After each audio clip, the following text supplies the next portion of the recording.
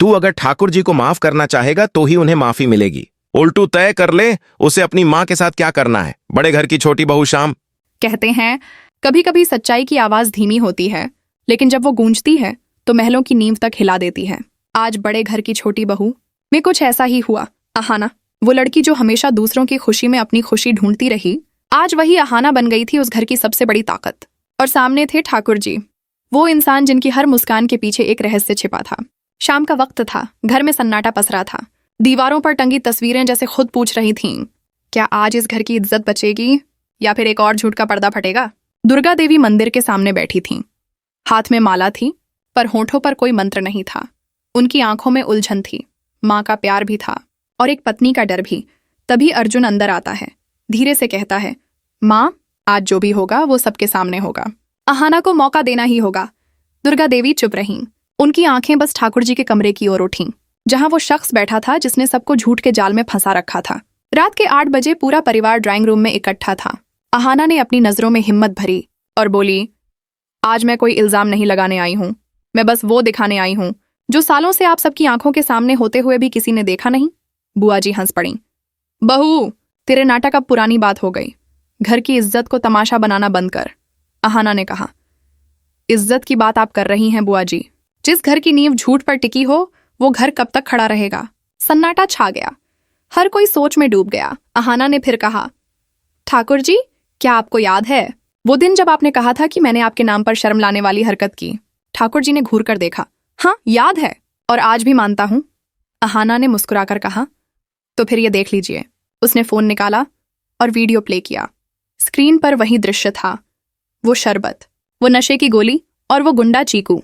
कमरे में सबकी सांसें थम गईं। वीडियो में साफ दिखा कि वो लड़का अहाना के गिलास में कुछ डाल रहा है। अर्जुन की आंखें फैल गईं।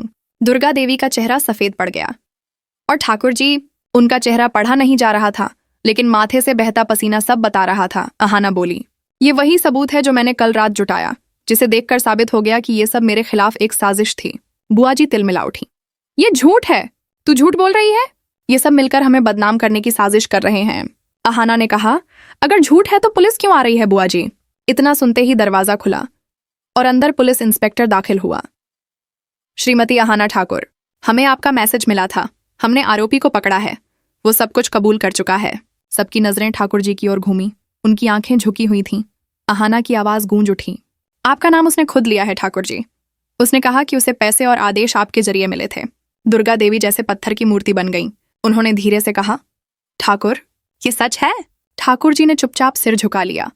उनकी आंखों में अब झूठ नहीं, सिर्फ पछतावा था। अर्जुन ने धीरे से माँ का हाथ थामा। माँ, अब फैसला आपको करना है। क्या आप अब भी इस सच्चाई से आंखें मूंदेंगी। दुर्गा देवी की आंखों से आंसू बह निकले। वो उठी, ठाकुर जी के सामने आईं और बोली, मैंने तुझ पर भरोसा किया ठाकुर, तूने मेरे विश्वास को जहर दे दिया। अब तेरे लिए इस घर में कोई जगह नहीं बची। ठाकुर जी कुछ बोलना चाहते थे, पर शब्द गले में अटक गए। उन्होंने अहाना की ओर देखा। बहू, तूने सही किया। तेरी सास गलत थी, तेरा ससुर पापी, और तू सबसे बड़ी इंसान निकली। वो इतना कहकर बाहर चला गया। घर में सन्नाटा छा गया, बस दीवार की घड़ी की टिक टिक सुनाई दे रही थी। दुर्गा देवी झुककर जमीन पर बैठ गईं।